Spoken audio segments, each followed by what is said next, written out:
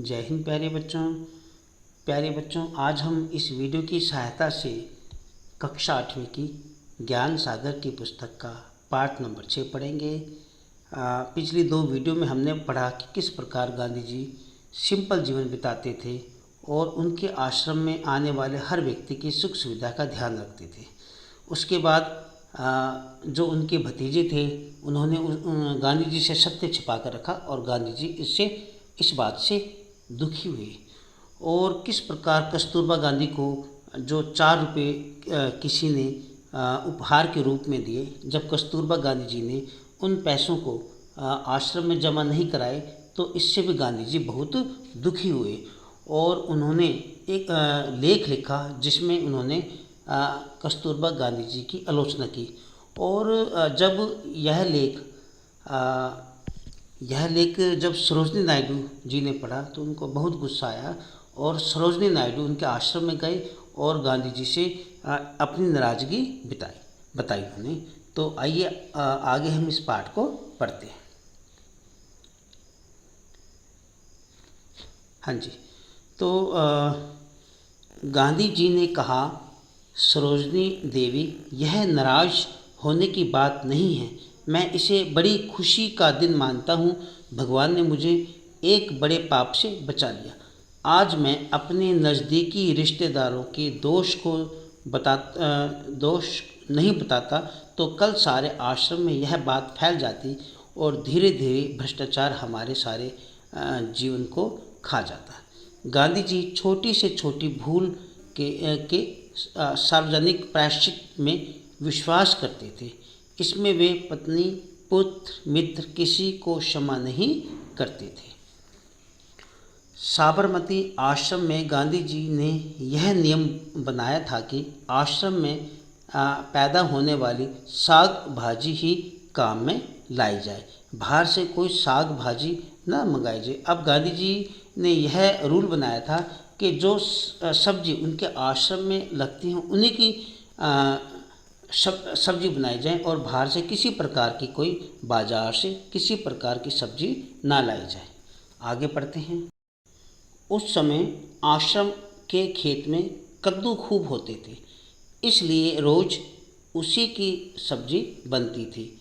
इसी सब्जी को भी बड़े बड़े टुकड़ों में काटकर और उबालकर रख दिया जाता था, उसमें नमक नहीं डाला जाता था। अब कद्दू की सब्ज़ी कैसे बनाई जाती थी? उन्हें बड़े बड़े टुकड़ों में काट दिया जाता था, उबाल कर रख दिया जाता था और उसमें नमक नहीं डाला जाता था। जिसे ज़रूरत होती थी वह ऊपर से नमक ले सकता था। आश्रमवासी भाई बहनों की गांधी जी से शिकायत करने की हिम्मत न होती। अब जो आश्रम के जो लोग थे उन्हें किसी भी प्रकार की शिकायत करने की हिम्मत गांधी जी से नहीं होती थी। श्री नरहरि भाई पारिक की पत्नी, अब नरहरि भाई एक व्यक्ति थे उनके आश्रम में, की पत्नी ने कद्दू की सब्जी पर एक गीत ही लिख डाला। बा ने यह गीत सुना। अब बा गांधी जी के आश्रम में एक लेडीज़ थी। अब बा ने जब यह गीत सुना तो गांधी जी के पास शिकायत लेकर पहुंची और उन्हें गीत की बात सुनाते हुए बोली, आपकी कद्दू की सब्जी भी अच्छी मुसीबत है। एक बहन को बादी हो गई। बादी एक बीमारी है जिसमें गैस की प्रॉब्लम आती है, ठीक है। दूसरी के सिर में चक्कर आते हैं और तीसरी को डकारों के मारे चैन नहीं आता। कद्दू का साग क्या कभी सिर्फ उबालकर बनाया जाता है? उसमें मेथी का बघार लगाना चाहिए, यानी छोंक लगाना चाहिए, ठीक है।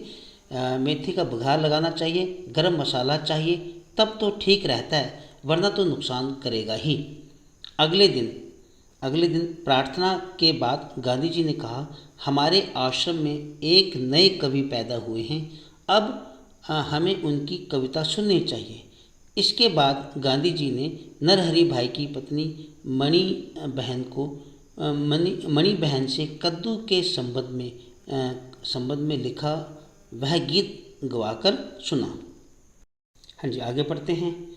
गीत पूरा होने पर गांधी जी ने हंसते हुए कहा, अच्छा, तुम लोगों की शिकायत मंजूर, जिन्हें बघार लगाकर, और बघार का मतलब होता है छोंक लगाकर, ठीक है, जिन्हें बघार लगाकर और मसाला डालकर यह सब्जी खानी हो वे मुझे अपने नाम लिखवा दें। गांधी जी सोचते थे कि बहनें संकोच के मारे अपना नाम नहीं लिखाएंगी। तभी बा बीच में ही बोल उठी, इस तरह कोई बहन अपने नाम आपको नहीं देगी, हम सब बहनें मिलकर खुद ही नाम तय कर लेंगी। गांधी जी बोले, तो ठीक ऐसा ही करो, लेकिन देखना इसमें बच्चों को शामिल मत करना, बच्चे बिना मसाले की सब्ज़ी पसंद करते हैं। बा के पास इसका उत्तर तैयार था। अब बा क्या कहती, इस तरह बच्चों को बहकाकर आप अपने पक्ष में कर लेते हैं। हाँ जी। इसके बाद बहनों ने अपने नाम लिखा दिए और गांधी जी से मसाला खाने की इजाज़त पा ली। मगर गांधी जी किसी को आराम से मसाला खाने देने वाले थोड़े ही थे। बहनें गांधी जी के सामने वाले पंक्ति में ही खाने बैठती थीं तो गांधी जी उनको ताना मारते हुए कहते, क्यों बघार कैसा लगा है, सब्जी चटपटी बनी है ना। बा भी कम नहीं थी। वे गांधी जी से कहती, अब रहने भी दीजिए, आप क्या कुछ कम थे। हर रविवार को मुझसे पूरन पोली प्यारे बच्चों महाराष्ट्र के एक स्वादिष्ट व्यंजन है, मिठाई है। पूरन पोली और पकौड़ियाँ बनवाकर पहले चटकर जाने वाले आप ही थे या कोई और। गांधी जी कहते, तू तो मेरी सारी पोल खोल देगी। इस तरह से गांधी जी आश्रम में आने वाले हर छोटे बड़े व्यक्ति का खुद ख्याल रखते। कस्तूरबा और दूसरे आश्रम के भाई बहनों को स्वयं सेवाओं से उदाहरण देते जाते। वे खुद करते फिर कहते। अब प्यारे बच्चों, महात्मा गांधी खुद पहले काम करते फिर दूसरों को कहते। गांधी जी केवल उपदेशक नहीं थे, कर्मयोगी थे।